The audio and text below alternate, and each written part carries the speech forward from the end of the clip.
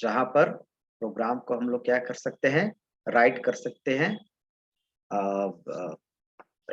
और एग्जीक्यूट करा सकते हैं, चेंज कर सकते हैं, एडिट कर सकते हैं। तो वो सारा काम करने के लिए आपके पास विजुअल स्टूडियो का सॉफ्टवेयर होना चाहिए।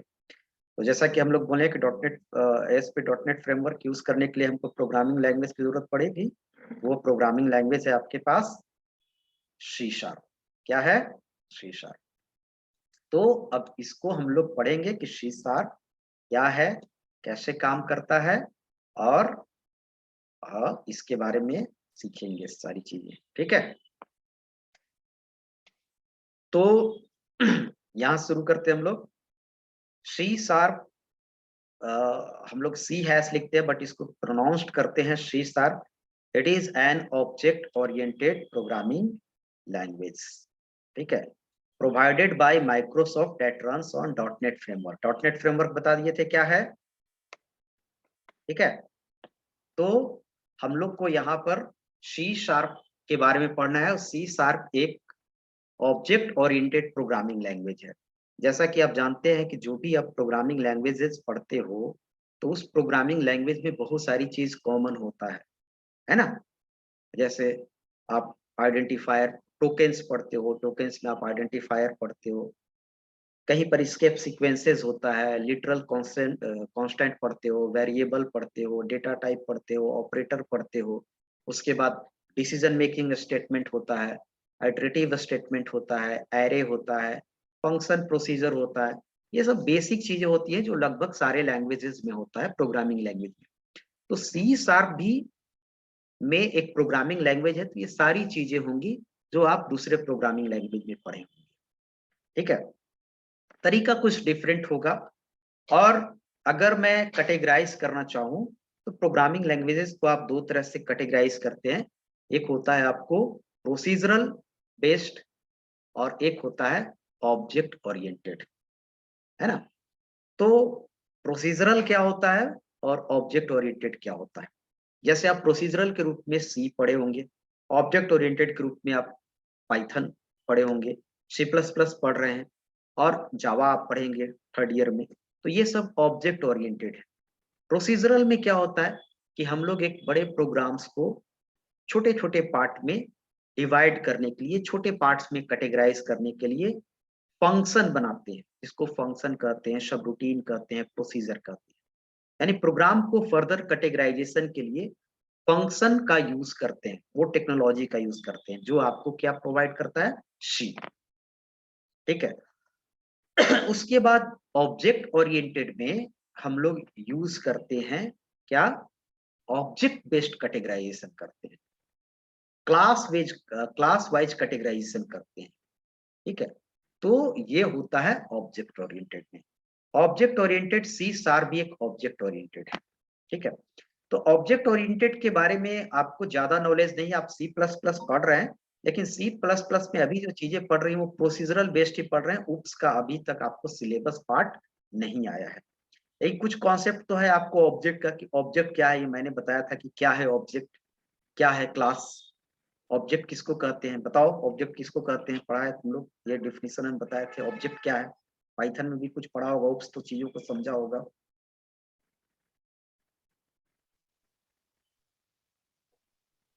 हम्म, सर पाइथन हम लोग का नहीं हुआ है। ऑब्जेक्ट क्या है, चलो ऑब्जेक्ट क्या है, नहीं हुआ है, ऑब्जेक्ट क्या है।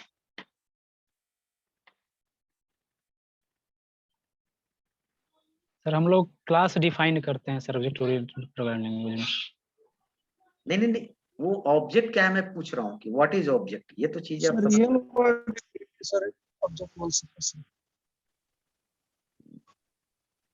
आप UPS पढ़ रहे हो, आप C++ पढ़ रहे हो, और मैंने शुरू में ही इंट्रोडक्शन दिया था, भले ही अभी लिखवाया नहीं है, वो आगे का पार्ट है। इंट्रोडक्शन दिया था कि क्या होता है ऑब्जेक्ट, क्या होता है क्लास, और दो इंपॉर्टेंट फीचर होते हैं UPS का, ऑब्जेक्ट एंड क्लास। उसके अलावा और भी बहुत सारे फीचर्स होते हैं, बट ये बेसिक फीचर है जो जरूरी है UPS के लिए। और मैंने इसको बताया भी था कि ऑब्जेक्ट क्या होता है, क्लास क्या होता है। होता क्या है कि जो चीज बताए जाए, बोला जाए, उस चीज को आप याद नहीं रखते हो, कॉपी में लिखवा दीजिए, उसको जाके घर पे रटेंगे, ऑब्जेक्ट क्या होता है, ऑब्जेक्ट क्या होता है, ऑब्जेक्ट क्या होता है, उस चीज को ही आपको दिमाग में रहता है। ऐसे आप 1 घंटा सुन लेंगे लेकिन वो ब्रेन से उड़ जाता है। ये तरीका नहीं ना होता है। आप उप्स पढ़ रहे हैं, कितने लोग जाके देखें, जाके फर्दर अपने से स्टडी किए कि उप्स क्या होता है, कितने लोग पढ़े हैं?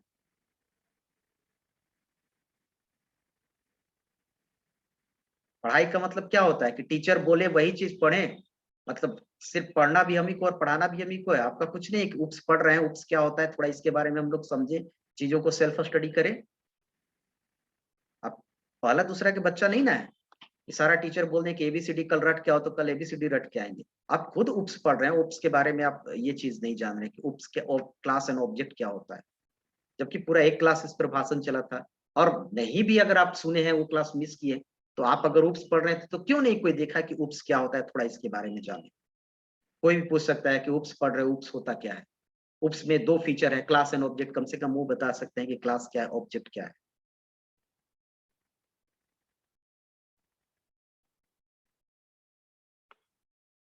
Object is a real world entity. Entity आप लोग जानते होंगे, डीबीएमएस पढ़े होंगे, एंटिटी आपको जानते होंगे कि एंटिटी क्या है। Object is a real world entity which have properties and behavior. Each object have properties and behavior. That is an object. What is its property? इसकी प्रॉपर्टी क्या है? इसकी क्या प्रॉपर्टी है और इसकी क्या बिहेवियर है? सर इसकी प्रॉपर्टी ब्लू है और बिहेवियर इसका लिखना है। इसकी प्रॉपर्टी कलर, कलर हो सकती है। कलर में ब्लू है तो ऑब्वियसली कलर एक प्रॉपर्टी का नेम हो सकता है, कलर प्रॉपर्टी होगा। और क्या होगा? प्राइस होगा, ठीक है। और क्या होगा? इसका ब्रांड नेम होगा, कंपनी नेम होगा, कौन सी कंपनी का है। बिहेवियर क्या है इसका? राइटिंग। तो ये होता है ऑब्जेक्ट, यानी हर ऑब्जेक्ट का एक बिहेवियर होता है और क्या होता है? प्रॉपर्टीज होता है। ये तो हो गया। अब क्लास क्या है? तो क्लास कहने का मतलब होता है टाइप। क्या होता है? टाइप। ये किस टाइप के ऑब्जेक्ट है बताओ? पेन टाइप का। किस टाइप का है? पेन। पेन ही है ना। आप अलग अलग टाइप है कि नहीं? क्लास का मतलब टाइप है। इसको आप पेन टाइप में रखोगे, इसको आप, ये किस टाइप में आ जाएगा?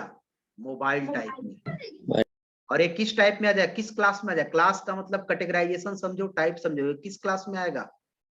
पेन क्लास में, क्योंकि पेन में कलर नेम होगा, उसके बाद ये राइटिंग होगा। बिहेवियर इसको अलग कर रहा है, इसको बिहेवियर अलग करेगा, तो ये सारा मोबाइल टाइप में आ जाएगा। मोबाइल बोलेंगे इस तरह के चीजों को कि मोबाइल है, मोबाइल है। इस तरह के चीजों को बोलेंगे पेन है, पेन है।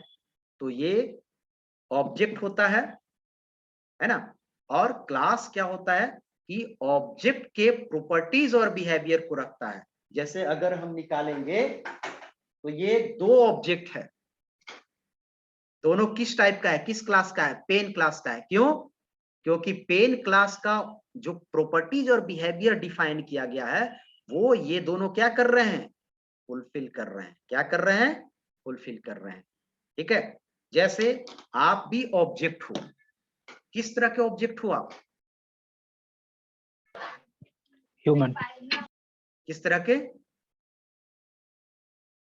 स्टूडेंट। स्टूडेंट। किस तरह के स्टूडेंट। ऑब्जेक्ट हो? स्टूडेंट ऑब्जेक्ट हो, क्योंकि आपके पास स्टूडेंट टाइप का प्रॉपर्टीज एंड बिहेवियर है। स्टूडेंट टाइप का प्रॉपर्टीज एंड बिहेवियर है। स्टूडेंट के लिए आईडी होता है, name, course fee, address, mobile number, ये सब प्रॉपर्टीज हो गया। बिहेवियर क्या हो गया? स्टडीइंग हो गया। स्टडीइंग आपका क्या हो गया? बिहेवियर हो गया। तो कोई भी ऑब्जेक्ट को तय करता है उसका प्रॉपर्टीज एंड बिहेवियर। अब आपको हम क्यों नहीं बोल रहे हैं टीचर? टीचर क्योंकि आपको टीचर टाइप के प्रॉपर्टीज एंड बिहेवियर नहीं हो, यानी आप टीचर क्लास के पार्ट नहीं हो। टीचर टाइप का नहीं, आप स्टूडेंट टाइप का हो। ठीक है। अब आप क्या घर में स्टूडेंट हैं? आप हर जगह स्टूडेंट हो? No sir. नहीं ना। घर में आप सन हो, डॉटर हो, ब्रदर हो। ठीक है। तो स्टूडेंट आप यहाँ पर कॉलेज में आके हो जा रहे हो। जब कॉलेज में आओगे, है ना, सीमेज कॉलेज में, तब आप क्या हो जा रहे हो, स्टूडेंट हो जा रहे हो। ठीक है, यानी कि आपके स्टूडेंट का प्रॉपर्टीज और बिहेवियर को कौन रख रहा है, कॉलेज रख रहा है, तभी ना स्टूडेंट हो रहे हो। तो कॉलेज यहाँ पर क्या हो जाएगा, क्लास। यानी कि यही प्रॉपर्टीज एंड बिहेवियर रख रहा है।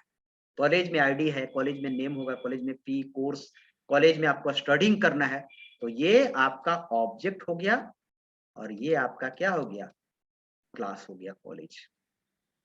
ठीक है, तो ये कह सकते हैं। अब हम लोग क्लास को डिफाइन करना चाहें तो क्लास को कैसे डिफाइन कर सकते हैं, बताओ कोई, क्लास को कैसे डिफाइन कर सकते हैं।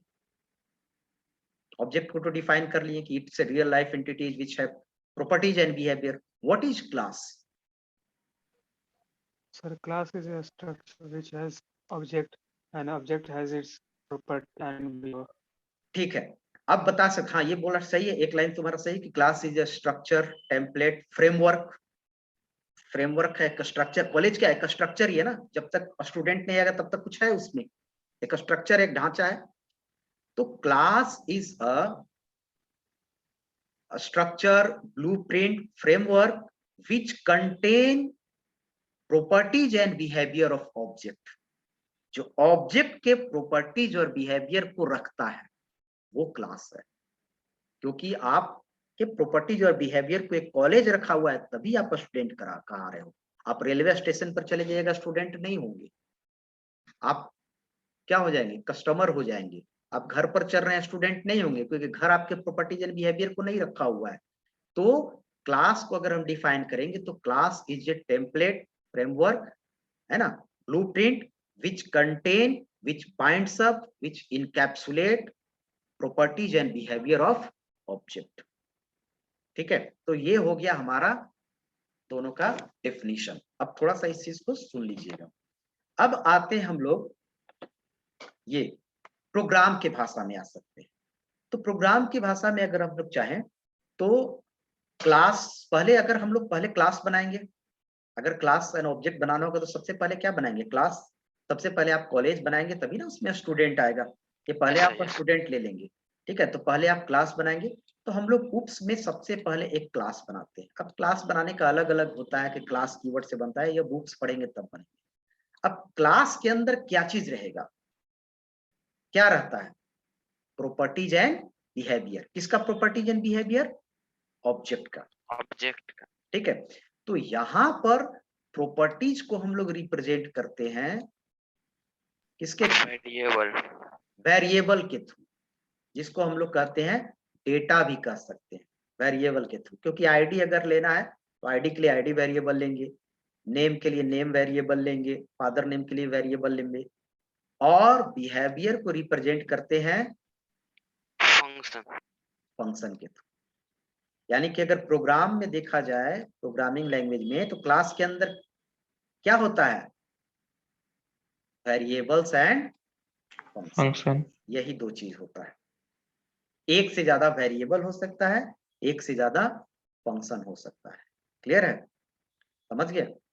तो यही दोनों चीज क्लास होता है। और फिर हम लोग बनाते हैं ऑब्जेक्ट। जैसे क्लास यहाँ ए बनाया है, तो यहाँ पर ऑब्जेक्ट बनाते हैं। ये सब पढ़ेंगे, जब बुक्स पढ़ेंगे तब आप ये सब पढ़ेंगे। फिर हम लोग बनाते हैं ऑब्जेक्ट। ये हो गया ए क्लास का ऑब्जेक्ट हो गया। और फिर ऑब्जेक्ट के थ्रू इसके मेंबर्स को, यानी कि कितने टाइप के मेंबर्स हैं, दो टाइप के, वेरिएबल और फंक्शन, एक्सेस करते हैं। ओबीजे डॉट जो भी फंक्शन बनाया उसको एक्सेस करते हैं। तो ये चीज होता है क्लास एंड ऑब्जेक्ट, है ना। सिंपली आप फंक्शन को सी में अगर यूज करते होंगे तो फंक्शन बनाया, फंक्शन को यूज किया। यहाँ पर फंक्शन किसी क्लास के अंदर होगा और उस फंक्शन को अगर कॉल करना होगा तो उस क्लास के ऑब्जेक्ट बनाएंगे और ऑब्जेक्ट के थ्रू हम लोग कॉल करेंगे उस फंक्शन को। ये तरीका होता है। तो यहाँ पर उप्स में हम लोग किसके बेसिस पर कैटेगराइज करते हैं, किसके बेसिस पर कैटेगराइज करते हैं, ऑब्जेक्ट के बेसिस पर। कि एक ऑर्गेनाइजेशन का बना रहे हैं तो एक स्टूडेंट ऑब्जेक्ट हो गया, एक टीचर का अलग क्लास बना लेंगे, एक एडमिन स्टाफ का अलग क्लास बना लेंगे। तो इस तरह से फर्दर कैटेगराइजेशन हो रहा है उप्स में। तो ये है ऑब्जेक्ट ओरिएंटेड प्रोग्रामिंग लैंग्वेज। इसके अलावा भी बहुत सारे फीचर्स होते हैं उप्स के, वो हम लोग आगे देखेंगे कौन कौन से फीचर्स होते हैं, है ना। Encapsulation, inheritance, data abstraction, polymorphism, बहुत सारे फीचर होते हैं, लेकिन दो इंपॉर्टेंट फीचर है, क्या, क्लास एंड ऑब्जेक्ट। ठीक है, तो ये भी उप्स है, यानी कि ये फॉलो करेगा जितना भी उप्स वाले लैंग्वेज है, C++, जावा या फिर आपको पाइथन, ये सारे उप्स वाले लैंग्वेज जितना भी होते हैं उसी तरह ये भी उप्स को फॉलो करता है। ठीक है, अब यहाँ पर हो गया आपको, हम लोग इसका बहुत सारे एप्लीकेशन है, बट हम लोग यहाँ पर किस एप्लीकेशन में इसको यूज करना है, वेब एप्लीकेशन। ठीक है ना, इस लैंग्वेज को किसमें यूज करना है, वेब एप्लीकेशन के रूप में। ठीक है, अब है C# programming language is influenced by C++ and Java. इससे इसका सिंटेक्स आपको मिलता जुलता मिलेगा। जैसे आपने C पढ़ा है, तो C पढ़ा है तो आपको C++ पढ़ने में आसान हो रहा है, सारा सिंटेक्स C जैसा ही है ना। तरीका, वेरिएबल डिक्लेरेशन करने का तरीका, है ना, लूप, डिसीजन मेकिंग, ये सारा लगभग किसके जैसा, ऑपरेटर, है ना, लगभग किसके जैसा है, C जैसा ही है। थोड़ा सा एक्सटेंडेड है कि उप्स जब पढ़ेंगे तो C से एक्सटेंडेड हो गया, ये उप्स फीचर हो गया। और जावा भी अगर आप पढ़ेंगे तो बहुत सारा तरीका C एंड C++ से मिलता जुलता रहेगा। ऑपरेटर भी बहुत सारा सिमिलर मिलेगा, और आपका डेटा टाइप भी सिमिलर मिलेगा, है ना। डिसीजन मेकिंग स्टेटमेंट सिमिलर मिलेगा, लूपिंग स्टेटमेंट सिमिलर मिलेगा, एरे का इनिशियलाइजेशन डिक्लेरेशन भी कुछ हद तक, बहुत हद तक सिमिलर मिलेगा। फंक्शन वंक्शन बनाना भी सिमिलर मिलेगा। अगर आप C++ पढ़ रहे हैं तो जावा भी पढ़ने में आपको आसानी होगा, सिमिलरिटी मिलेगा इसमें। उसी तरह इसी से सिमिलर है कौन, C#। ज्यादातर आपको मिलेगा जावा से सिमिलरिटीज। तो नहीं पढ़े तो कोई बात नहीं, जो चीज नहीं जानते तो वो चीज मैं बता दूंगा यहाँ पर, इसमें ऐसे होता है ना। और डिटेल्स फिर आप जावा में जाके पढ़ेंगे, C++ में आपके डिटेल्स से ही पढ़ेंगे। वो कोर्स वर्क है तो वो डिटेल आपकी पढ़ाई होगी, एक एक उस पर प्रैक्टिस होगा, तो वहां पर चीजों को और ज्यादा क्लैरिटी मिलेगा। यहाँ पर हम लोग समझेंगे कि ये चीज ऐसे काम करता है। ठीक है, that is founder, Anders Hejlsberg is the founder. ठीक है, तो नेक्स्ट हम लोग आते हैं, नेक्स्ट है इसमें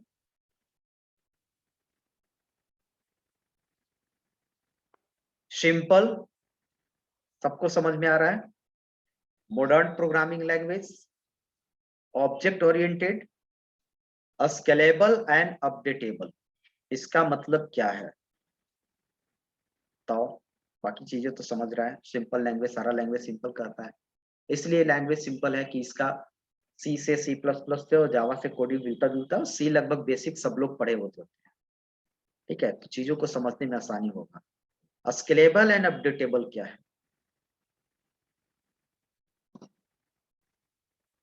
अपडेटेबल इसके मतलब प्रोग्राम्स को, इसके हाँ, प्रोग्राम्स को एक्सपेंड कर सकते हैं सर, अपडेट कर सकते हैं। अपडेट कर सकते हैं, वेरी गुड। चलो, कंपोनेंट ओरिएंटेड,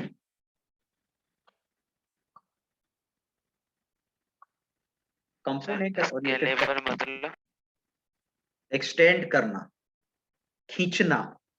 और खींचने का मतलब क्या होता है, स्केलेबल आप रबर को स्केल करते हो इस तरह, है कि नहीं, जितना आपको जितना हो सकता है कि जितना यस साइज, सर, यस जितना साइज होता है उतना ही आप रखते हो, उससे ज्यादा अगर, यस है ना, छोटा सा इतना साइज होता है, बस खींच के आप इसमें भी लपेट सकते हो ना, खींच के आप इतने चीजों में भी लपेट सकते हो, तो उसका मतलब होता है यस स्केलेबल। ठीक है, कंपोनेंट ओरिएंटेड कहने का मतलब क्या होता है कि एक जैसे आप फॉर्म बनाते हो तो डिफरेंट डिफरेंट इसमें कंपोनेंट होता है ना, आपने यूज किया होगा ना, टूल्स। लेबल, टेक्स्ट बॉक्स, है ना, radio button, check boxes, drop down menu, drop down. है ना, इस तरह की चीज। तो ये सारी फैसिलिटी आपको इसमें भी मिलेगा। कंसोल भी होगा और क्या होगा, विंडो बेस्ड भी होगा। ठीक है ना, कंसोल और विंडो बेस्ड दोनों चीज इसमें, हर फॉर्म का जितना भी कंपोनेंट होगा वो सारा आपको मिलेगा जो आपको जनरली होता है। फिर बटन्स भी होगा इसमें, जो हम लोग ओके, सेंड, ये सब तरह की चीजें करते हैं, तो ये सारी चीजें इसमें होगा। और स्ट्रक्चर्ड प्रोग्रामिंग लैंग्वेज जैसे आप जानते हैं कि सी स्ट्रक्चर्ड प्रोग्रामिंग लैंग्वेज है ना, जिसमें आपको सिंपली हम लोग फर्दर प्रोग्राम को कैटेगराइज करते हैं किसके थ्रू, आपको फंक्शन के थ्रू। तो ये तो है, तो ऊप्स है तो उसमें फंक्शन जरूर रहेगा। रिच लाइब्रेरी कहने का मतलब क्या है? बहुत इसमें बहुत सारा प्री डिफाइंड आपको मेथड होगा, फंक्शन होगा, पैकेजेस होगा, है ना, जिससे आपको काम करने में क्या होगा, इजी होगा। जैसे पाइथन में होता है ना, बहुत ज्यादा उसमें फंक्शन है ना, हम लोग पाइथन को भी कहते हैं कि रिच लाइब्रेरी वाला प्रोग्रामिंग लैंग्वेज है, क्योंकि बहुत ज्यादा उसमें आपको फंक्शन मिलेगा।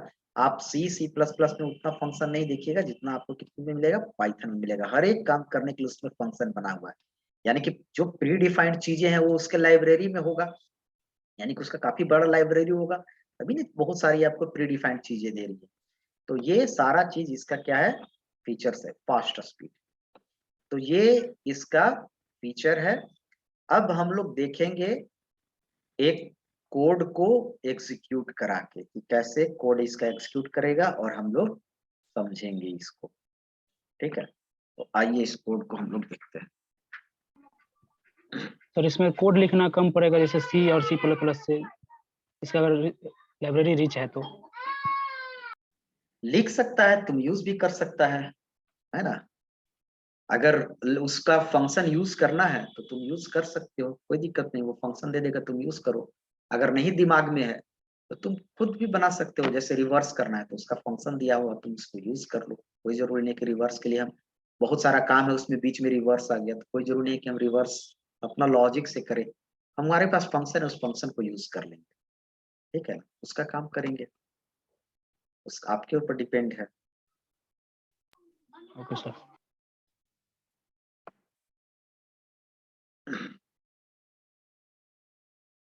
आइए विजुअल स्टूडियो,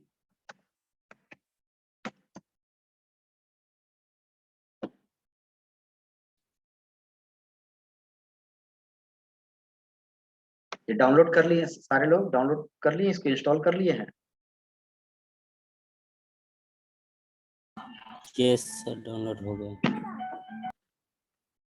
चलिए, ये आपको खुल जाएगा, VS कोड नहीं, विजुअल स्टूडियो। उसके बाद आपको जाना है फाइल में,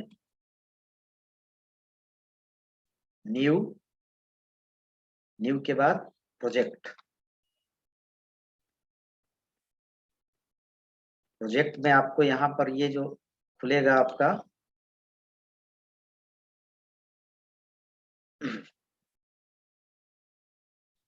डायलॉग बॉक्स, उसमें आपको करना है विजुअल C#। ये ऑलरेडी मेरा सिलेक्टेड है, अगर नहीं सिलेक्टेड होगा तो आप विजुअल C# करेंगे, ठीक है। और उसके बाद अभी आपको इसमें से देखना है, इससे रिलेटेड आपको यहाँ पर ऑप्शन देगा, और उस ऑप्शन में से आपको चुनना है कंसोल एप्लीकेशन। क्या चुनना है? कंसोल एप्लीकेशन, ठीक है। कंसोल बेस्ड और विंडो बेस्ड समझते हैं ना आप? इसमें जो एप्लीकेशन बना रहे हैं C++ में, कौन सा बेस्ड पढ़ रहे हैं अभी? Console Console, based, sir. Console base. GUI based है ना, और विंडो बेस्ड मतलब GUI बेस्ड, जहां पर अलग अलग आप फॉर्म्स के लिए अलग अलग कंपोनेंट यूज करते हो, टेक्स्ट बॉक्सेज यूज करते हो, वो विंडो बेस्ड में आ जाता है। तो अभी आप पहले कंसोल को समझेंगे। उसके बाद आप यहाँ पर नेम लिख सकते हैं, अपना फाइल का नेम लिख सकते हैं, ठीक है। तो फाइल का नेम अगर चाहें तो यही छोड़ दें, नहीं तो आप अपने हिसाब से लिख सकते हैं। उसके बाद फाइल को आप क्या करेंगे, सेव करने के लिए लोकेशन देंगे। तो बाय डिफॉल्ट जो लोकेशन रहेगा, उसको जहां सॉफ्टवेयर इसका इंस्टॉल रहेगा वो रहेगा C ड्राइव में। और अगर आप लोकेशन चेंज करना चाहते हैं तो यहाँ से ब्राउज करके आप अपने हिसाब से चेंज कर ले सकते हैं, ठीक है। जहां जिस लोकेशन पर आप करना है, आप फोल्डर बना के वहां पर उसको सेव कर लीजिए। तो मेरा ऑलरेडी लोकेशन चेंज है, डेस्कटॉप पर है। तो उसके बाद फिर आपको क्या कर देना है, ओके। इसका कोई एक्सटेंशन नहीं देंगे सर? ना, एक्सटेंशन बाय डिफॉल्ट उसका, इसका खुद का आईडी है ना, सब चीज तो हम चूज ही कर लिए हैं, आईडी चूज ही कर लिए हैं, विजुअल ये चूज ही कर लिए हैं। हम वैसे प्लेटफॉर्म यूज करते हैं ना, जैसे मान ली कि नोटपैड प्लस प्लस यूज कर रहे हैं, तो वहां पर एक प्लेटफॉर्म तो नहीं है, बहुत सारा प्लेटफॉर्म दिया हुआ है, तो वहां पर हमको देने की जरूरत पड़ी है, जो बहुत सारे उस प्लेटफॉर्म पर बहुत सारे अलग अलग लैंग्वेजेस आपको क्या कर रहे हैं, एग्जीक्यूट कर रहे हैं। तो उस प्लेटफॉर्म के लिए आपको चाहिए, यहाँ पर कोई जरूरी आपका नहीं है। ठीक है, समझ गए? इसका एक्सटेंशन क्या होता है सर? हेलो, इसका एक्सटेंशन क्या होगा सर? ASPX, ASPX।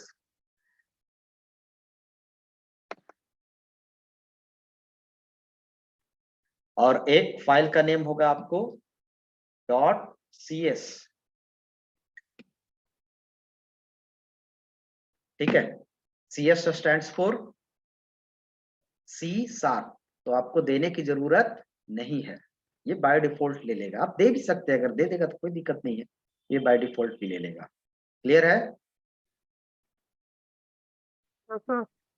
हाँ, और कुछ?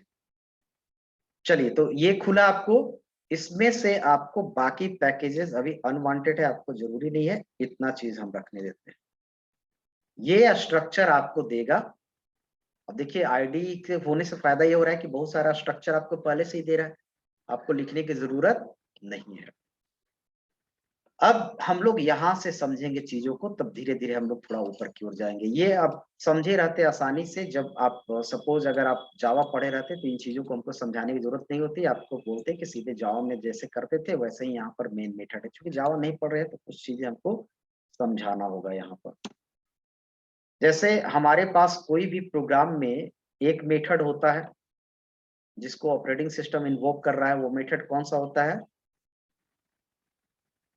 मेन मेथड होता है। तो यहाँ पर भी आपका मेन मेथड है, मेन। और ये केस सेंसिटिव है। किस तरह के लैंग्वेज है? Case sensitive. ठीक है, केस सेंसिटिव है, तो जिस तरह आपको मेन लिखा हुआ है उसी तरह आपको मेन लिखना है। और ऐसे भी ये मेन लिखा हुआ आपको दे दिया, अगर आप खुद से टाइप करेंगे तो ये ध्यान देना है। वॉइड आप समझ रहे हैं? ठीक है, वॉइड टाइपलेस होता है, जो रिटर्न नहीं करता है, तो इसका मेन मेथड में आपको क्या लगाना है? वॉइड। ठीक है, वॉइड मेन, ये दोनों चीज आप समझिए, एक मेथड जो होगा। अब एक जो नया टर्म्स इसमें आता है, सॉरी मेन का एक कैपिटल होगा, वो आ रहा है स्टैटिक। क्या आ रहा है? स्टैटिक। स्टैटिक का मतलब क्या होता है? जैसे आपने पढ़ा होगा, स्टैटिक हम लोग यूज करते हैं फंक्शन के साथ और वेरिएबल के साथ। तो स्टैटिक वेरिएबल के साथ आपने यूज किया होगा, कहां पर? सी में यूज किया होगा। लेकिन उप्स में हम लोग स्टैटिक यूज करते हैं किसके साथ? फंक्शन के साथ। आप C++ पे भी पढ़ेंगे, जब उप्स पढ़ेंगे तो वहां पर यूज करेंगे कि static word, static keyword function के साथ। जावा भी पढ़ेंगे, जहां भी उप्स आप पढ़ेंगे तो स्टैटिक कीवर्ड का यूज करेंगे किसके साथ? फंक्शन का साथ। तो अभी तो आप कहीं पर भी नहीं पढ़े हैं, ना C++ में आपने पढ़ा है उप्स के साथ कैसे स्टैटिक यूज करेंगे, क्योंकि उप्स का फीचर अभी नहीं आया है, और जावा ये सब तो पढ़ा ही नहीं है, तो अलग मैटर है। अब क्या होता है कि जैसे मैंने आपको थोड़ा समझने की कोशिश कीजिएगा इसको, है ना। जैसे आप कोई क्लास बनाते हो, तो अभी मैंने थोड़ा सा बताया आपको कि एक क्लास आप बनाते हो, तो क्लास के अंदर जो फंक्शन होता है उसको कॉल करने के लिए हम लोग क्या यूज करते हैं? ऑब्जेक्ट। ऑब्जेक्ट यूज करते हैं, ए ऑब्जेक्ट ऐसे बनाते हैं, है ना। और फिर कॉल करते हैं तो स्ट्रक्चर जैसे बनाते हैं उसी तरह ओबीजे डॉट क्या लिख देंगे? फंक। ठीक है, ऑब्जेक्ट के थ्रू कॉल कराते हैं। लेकिन स्टैटिक फंक्शन जो होता है, वो किसी क्लास का अगर स्टैटिक फंक्शन है, वो ऑब्जेक्ट के थ्रू नहीं कॉल होता है, किसके थ्रू कॉल होता है? क्लास के थ्रू होता है, वो ऑब्जेक्ट के थ्रू कॉल नहीं होता है। ये ध्यान देना है ना, क्योंकि वो ऑब्जेक्ट का प्रॉपर्टीज नहीं होता है। तो ये फंक्शन, मेन फंक्शन C# का या जावा का जो मेन फंक्शन होता है वो स्टैटिक होता है। इसको कॉल करने के लिए हमको ऑब्जेक्ट बनाने की जरूरत नहीं पड़ेगा। ये डायरेक्टली इन्वोक होगा। अगर ऑब्जेक्ट की जरूरत पड़ता तो फिर हमको ऑब्जेक्ट बनाना पड़ता, ऑब्जेक्ट बना के फिर हम कॉल करते, और ये जान रहे हैं कि कॉल मेरे द्वारा नहीं करेगा, किया जाएगा मेन फंक्शन, किसके द्वारा किया जाएगा मेन फंक्शन, ओएस के द्वारा। तो फिर हमको ऑब्जेक्ट का इसमें प्रोविजन ही नहीं है, वो डायरेक्टली कॉल होगा विदाउट ऑब्जेक्ट। तो आप समझ लीजिए कि स्टैटिक का मतलब क्या होता है। जब आप पढ़ेंगे उप्स तो वहां पर देखेंगे C++ या जावा में कि कैसे हम लोग स्टैटिक फंक्शन बना के उसको ऑब्जेक्ट के थ्रू कॉल नहीं करते हैं। ठीक है, तो ये हो गया, क्लियर हो गया कि ऑब्जेक्ट के थ्रू कॉल नहीं होगा स्टैटिक। अब ये चीज है कि C++ और जावा में या पाइथन, आप पाइथन में भी उप्स पढ़ते हो और C++ में भी यूज पढ़ते हो और जावा में भी यूज पढ़ते हो। दोनों में डिफरेंस क्या है कि C++ और पाइथन में बिना उप्स के भी आप प्रोग्रामिंग बना सकते हो। अभी बना रहे हो कि नहीं C++ में? अभी क्लास एंड ऑब्जेक्ट का यूज कर रहे हो? नहीं कर रहे हो। जब तक हम बताए थे कि जब तक कि एरे तक नहीं पहुंच जाए, फंक्शन चीजों को नहीं पढ़ लेंगे, तब तक उप्स स्टार्ट नहीं करेंगे। यानी कि without class and object use किए हुए भी प्रोग्राम बनता है। पाइथन में भी बिना क्लास एंड ऑब्जेक्ट यूज किए हुए भी प्रोग्राम बनता है, बट जावा में कोई भी प्रोग्राम और C# में कोई भी प्रोग्राम बिना क्लास का नहीं बनेगा। शुरू से ही क्लास चाहिए, है ना, शुरू से ही क्या चाहिए, क्लास चाहिए इसको। क्लास। ठीक है, तो यहां पर आप क्लास बनाएंगे। अभी हमको शुरू में इसका ऑब्जेक्ट बनाने की जरूरत नहीं होगा, क्योंकि अभी जो हम क्लास बनाएंगे उसमें कितना मेथड होगा, कितना मेथड बोले तो फंक्शन, कितना फंक्शन होगा, 1 एक फंक्शन होगा मेन। और मेन बताया दिए कि मेन इसका स्टैटिक होता है, इसीलिए इसको कॉल करने के लिए ऑब्जेक्ट की जरूरत नहीं होगा। तो हम लोग ऑब्जेक्ट के कॉन्सेप्ट अभी यूज यहाँ पर नहीं होगा। नहीं कहेंगे। ठीक है, क्लास का नाम प्रोग्राम है, आप चाहे तो अपने हिसाब से इसका नाम चेंज कर सकते हैं। ठीक है, आप अपने हिसाब से भी नाम रखते हैं, जो आपको नाम रखना है बाय डिफॉल्ट दिया हुआ, आप चेंज भी कर सकते हैं, कोई इशू नहीं है। ठीक है, अब आते हैं ये, इससे पहले सिस्टम, ये जरूरी नहीं है नेम स्पेस देना, यहाँ सिस्टम में आते हैं। ये क्या है, ये आपका है पैकेज।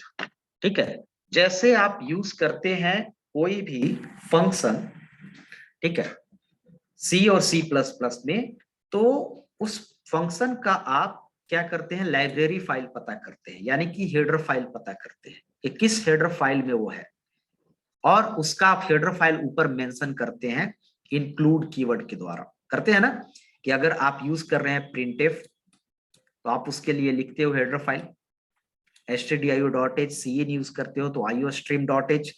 तो यहां पर है आपको पैक मेथड के लिए, क्लास के लिए पैकेज। ठीक है, सिस्टम पैकेज। अब यहां पर पैकेज के अंदर बहुत सारे प्री डिफाइंड क्लास होते हैं, और प्री डिफाइंड क्या होते हैं, ये फंक्शंस होते हैं, प्री डिफाइंड कीवर्ड्स होते हैं। तो ये किसके अंदर होते हैं, पैकेज के अंदर। जावा में, C# में और पाइथन में पैकेज के अंदर होते हैं। किसके अंदर, पैकेज के अंदर। पैकेज। ठीक है, उसी के अंदर आपका क्या होगा, इसमें बहुत, जैसे आप पढ़े होंगे सी में पढ़े होंगे कि प्री डिफाइंड फंक्शन, फंक्शन का कॉन्सेप्ट है, लेकिन यहां पर फंक्शन तो प्री डिफाइंड होगा ही, फंक्शन के साथ साथ क्या प्री डिफाइंड होगा, क्लास भी प्री डिफाइंड हो सकता है। जैसे अपना क्लास भी हम लोग बनाते हैं, प्री डिफाइंड क्लास भी होगा। ठीक है, तो जितना भी फंक्शन रहेगा वो सारा फंक्शन, अगर प्री डिफाइंड फंक्शन हम कोई यूज कर रहे हैं C# का, तो सारा प्री डिफाइंड फंक्शन किसके अंदर रहेगा, सिस्टम की, क्लास के अंदर। फंक्शन हमेशा किसके अंदर रहेगा, क्लास के अंदर, प्रीडिफाइंड क्लास के अंदर। ठीक है, और ये सारा प्रीडिफाइंड क्लास होगा तो किसके अंदर हो सकता है, पैकेज। पैकेज के अंदर। क्लियर है, ये कॉन्सेप्ट होता है package, class, function and variable. ये प्रीडिफाइंड के टर्म में है ना, ये प्रीडिफाइंड के टर्म में, यानी कि एक पैकेज के अंदर एक से ज्यादा क्लासेस हो सकता है। और पैकेज जस्ट लाइक फोल्डर जैसा काम करेगा। जैसे कैसे आप लिखते हो, एक फोल्डर बना लिए, एक फोल्डर के अंदर सब फोल्डर है, सब फोल्डर के अंदर आपका बहुत सारा प्रोग्राम्स है, तो उसी तरह है इसमें कैटेगराइजेशन किया गया है कि बहुत सारा क्लास 1 है, क्लास 2 है, तो ये पता करना पड़ेगा क्लास 1, क्लास 2, क्लास 3, क्लास 4, दो क्लास 1, क्लास 2 कुछ एक तरह से मिल रहा है तो उसको एक फोल्डर में डाल दिए तो हो गया, एक पैकेज में डाल दिए। क्लास 3 और क्लास 4 एक तरह से मिल रहे हैं तो वो एक फोल्डर में डाल दिए, जिसको उस फोल्डर को कहेंगे हम लोग क्या, पैकेज। तो ये पैकेज का कॉन्सेप्ट है।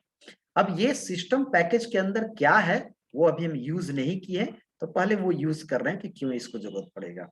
आइए यहाँ पर अब हम एक मैसेज पहले प्रिंट कराते हैं और उसमें हम लोग देखते हैं। मैसेज प्रिंट करने के लिए आता है राइट लाइन, कंसोल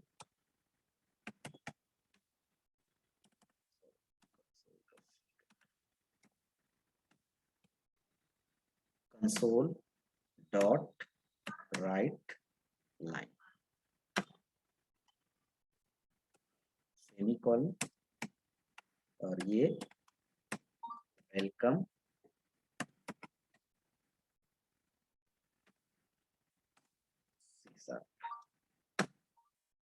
अब ये देखिए यहां पर एक मेथड है, मेथड बोल रहे हैं तो क्या है, फंक्शन। ठीक है, मेथड को ही हम लोग फंक्शन को ही क्या बोलते हैं, मेथड बोलते हैं। एक मेथड है राइट लाइन जिसका काम है क्या, प्रिंट कराना। ठीक है, ये चीज को प्रिंट करेगा और बाकी सब चीज आपको सिमिलर मिल रहा है डबल कोट में, और ये मिल रहा है आपको सेमीकोलन। अब ये राइट लाइन मेथड प्रीडिफाइंड है कि नहीं, पहले से बना हुआ है। अब इसको Yes, sir. पता करना होगा कि ये किस क्लास के अंदर है, किस क्लास के अंदर है, कंसोल कंसोल क्लास के अंदर। और कोई भी मेथड आपको कॉल होता है किसके थ्रू, ऑब्जेक्ट के थ्रू। अगर वो ऑब्जेक्ट के थ्रू कॉल नहीं हो रहा है, क्लास के थ्रू कॉल हो रहा है, तो किस तरह का मेथड होगा, अभी बताएं किस तरह का मेथड होगा वो, प्रीडिफाइंड स्टैटिक। प्रीडिफाइंड है बट किस तरह का है, स्टैटिक है। स्टैटिक कॉल आपको क्लास के थ्रू होता है, तो ये मेथड स्टैटिक मेथड है जो क्लास के थ्रू आपको कॉल हो रहा है। अब ये क्लास किस पैकेज के अंदर है, किस पैकेज के अंदर है, सिस्टम पैकेज के System. अंदर। समझ गए, तो आपको पता करने पड़ेगा प्रीडिफाइंड कुछ भी यूज कर रहे हैं मेथड तो सबसे पहले वो किस क्लास के अंदर है और फिर वो क्लास किस पैकेज के अंदर है। अगर आप प्रीडिफाइंड बना रहे हैं तो प्रीडिफाइंड है, मेरा तो है नहीं राइट लाइन। अब राइट लाइन कंसोल के अंदर और कंसोल सिस्टम पैकेज के अंदर। अब सिस्टम पैकेज के अंदर और भी बहुत सारे क्लासेज होंगे, कंसोल के अंदर और भी बहुत सारे फंक्शन होंगे। जैसे अभी मैं फंक्शन एक यूज कर रहा हूँ, अभी इसको रन करा के पहले देखता हूँ। Start,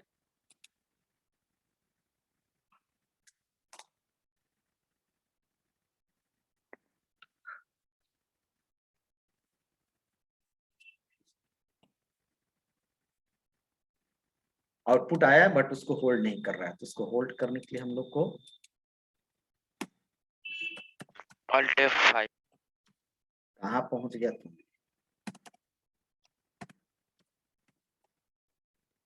console dot gate ch use करते थे ना, रीड की। यानी कंसोल क्लास के अंदर एक और आपको फंक्शन मिला, क्या मिला, रीड की। read की ठीक है, तो इसको अब हम लोग होल्ड करेगा। जैसे गेट सी जैसा एक कैरेक्टर मांगता था, इसी तरह ये की मांगेगा, की कैरेक्टर आ गया। अभी कोई कैरेक्टर मांग रहा है तब तक ये स्क्रीन कर, ये होल्ड किए हुए किसके चलते होल्ड किए हुए है, रीड की के लिए, कि रीड की को एक वैल्यू चाहिए। तो इसके थ्रू हम लोग कंसोल को यानी आउटपुट स्क्रीन को क्या करा सकते हैं, होल्ड करा सकते हैं। और ये भी आपको किस पैकेज के अंदर है, क्लास के अंदर है कंसोल, और कंसोल आपको सिस्टम क्लास के अंदर है। तो ये तरीका आपको, ये नेम स्पेस आप यूज कर भी सकते हैं, नहीं भी कर सकते हैं, कोई जरूरी नहीं है नेम स्पेस करने के लिए। अगर पहले से दिया हुआ है, इसमें आ रहा है, चूंकि आप खोलते ही आपको सारा कोडिंग यहाँ तक दे रहा है, फिर सिर्फ 2 लाइन हम लोग लिखे हैं, तो आप उसको छोड़ भी सकते हैं। ठीक है, तो ये हो गया। रीड की फिर से बताइए तो, क्या चीज, रीड की गेट ch का क्या यूज होता था, सर, आउटपुट स्क्रीन को होल्ड करना, रीड जब की तक का screen क्या hold यूज हो, रीड की का क्या यूज हो रहा है, वही screen hold सेम करिए। सेम चीज हो रहा है। आउटपुट पे एक कैरेक्टर अब हाँ, अब तुम बोलो, कोई बोल रही है और क्या आउटपुट क्या है? रीड, एक बोला गेट ch का ये, तो रीड की का, और अब दूसरा कोई कुछ बोल रही है, बोलो। सर कैरेक्टर देना सर। एक कैरेक्टर लेता है, तो रीड की क्या Yes, करता sir. है? एक कैरेक्टर लेता है ना। हम लोग आउटपुट स्क्रीन को होल्ड करते हैं, बट काम आउटपुट स्क्रीन को होल्ड करना नहीं, आउटपुट स्क्रीन को तो स्कैनएफ भी होल्ड करता है कि नहीं? यस सर, मल्टीपल कैरेक्टर के। वो सब नहीं यार। आउटपुट स्क्रीन होल्ड होने का मतलब क्या होता है कि वो यूजर के इनपुट के लिए वेट कर रहा है, तो स्कैनएफ भी होल्ड किए रहता है। जब तक आप यूजर को इनपुट नहीं देंगे, आउटपुट स्क्रीन ऐसे ही रहेगा। तो जो वो इनपुट से रिलेटेड चीजें हैं, तो गेट ch एक तरह से गेट कैरेक्टर इनपुट के लिए होता है, जिसके थ्रू हम स्क्रीन को होल्ड कराते हैं, इनपुट नहीं लेते हैं तब तक कि जब तक कि हम लोग आउटपुट को देख न लें।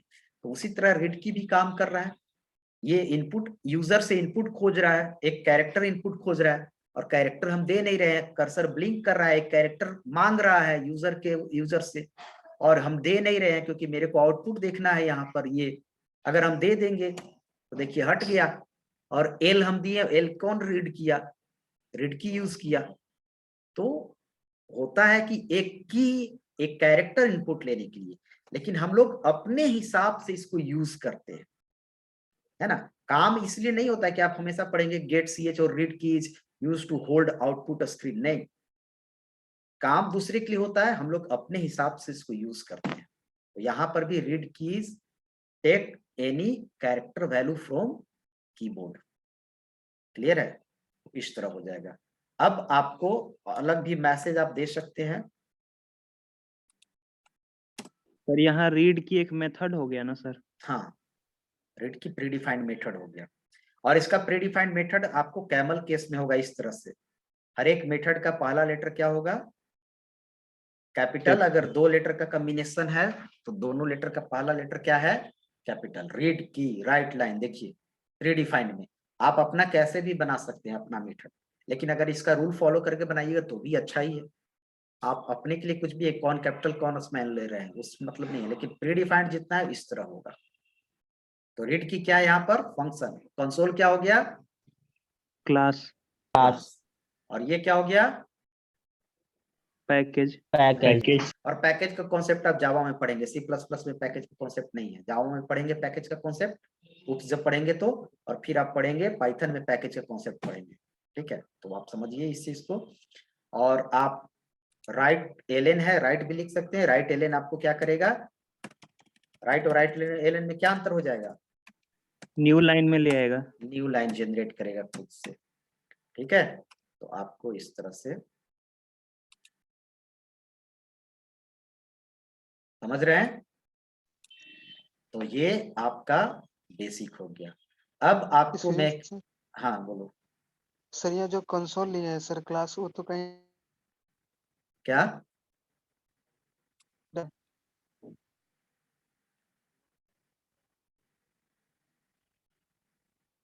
हाँ पूछो। सरकार है सर, जो कंसोल यूज किए हैं प्रिंट करने के लिए, हम्म, वो तो क्लास है सर, वो क्लास तो कहीं यूज नहीं किए, क्लास तो एक प्रोग्राम ना है। क्लास हम नहीं ना बनाए हैं, हमको प्रिंट करने के लिए क्या चीज जरूरत पड़ रहा है? C# में प्रिंट करने के लिए कौन सा मेथड है? Right line. Right line. हमने क्या बनाया? उप्स में क्या होता है? हम क्या बताए ना, तुम लोग जावा पढ़े हो ना, C++ का उप्स का फीचर पढ़े हो, लेकिन मैंने नहीं पढ़े हो तो बताना तो पड़ेगा ना कुछ चीजें। मैंने बताया कि कोई भी फंक्शन को, मेथड को कैसे कॉल करते हैं उप्स में।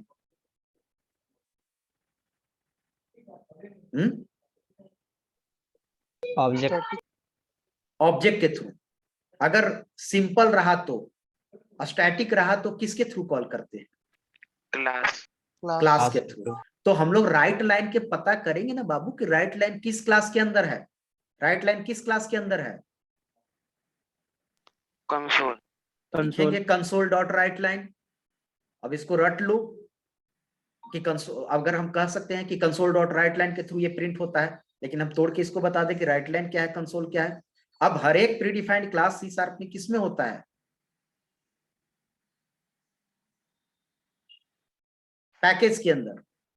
किस पैकेज के अंदर है right line? System. System. Console system, तो सिस्टम यहाँ लिखा हुआ है। अब समझ में आया Yes, sir. है ना? तो ये आप सर समझिए एक कि और था कि आप बोले हाँ सर मेथड जो होता है ऑब्जेक्ट के थ्रू जब कॉल होता है तो उसको क्या कहते हैं? नॉर्मल मेथड, स्टैटिक हो गया, उसको नॉन स्टैटिक कह लो। That is non static method. Static method call with class name, non static method is call with object name. तो वहाँ नॉन स्टैटिक लिखना पड़ेगा सर स्टैटिक की जगह। हमने बोला कि नॉन स्टैटिक के लिए नॉन स्टैटिक वर्ड यूज करते हैं, है ना? बोले नहीं नॉन स्टैटिक में कुछ नहीं, आप स्टैटिक लगा दे तो स्टैटिक होगा, कुछ नहीं। वॉइड सम लिख रहे हैं तो सिंपल मेथड हो गया, नॉन स्टैटिक हो गया। स्टैटिक वॉइड सम लिख रहे हैं तो स्टैटिक वॉइड सम हो गया, स्टैटिक मेथड हो गया, है ना? तो क्लास के अंदर नॉन स्टैटिक बनाने के लिए आपको कुछ लिखने की जरूरत नहीं है, सिंपल। समझ गए? चलिए, तो ये Yes, sir. ये आपका हो गया। इसको आप इंस्टॉल कर लीजिएगा। इंस्टॉल करने के बाद आप ये कोड को स्क्रीनशॉट ले लीजिएगा, इस कोड को रन कराइएगा और फिर उसके बाद हम ये नोट्स भेज देंगे। इस नोट्स को आप थोड़ा लिख लीजिएगा और फिर हम अगले दिन से आगे बढ़ेंगे और आगे समझाएंगे सर आगे सिर्फ क्या। ये विजुअल स्टूडियो में ही कर सकते हैं? हाँ, दूसरे जगह आपको नहीं करने की जरूरत है। फिर हम बताना होगा, ये विंडो बेस्ड बताना होगा तो हम लोग कैसे करेंगे? तो आपको विजुअल स्टूडियो इंस्टॉल करना होगा, .NET फ्रेमवर्क, ठीक है? Okay sir. हाँ, तो वो इंस्टॉल कर लीजिए सबसे पहले, तभी आपको होगा। इंस्टॉल करना सबको जरूरी है। चलो, तो स्क्रीनशॉट लेकर अटेंडेंस भेज दो मेरे को कोई। Okay, sir.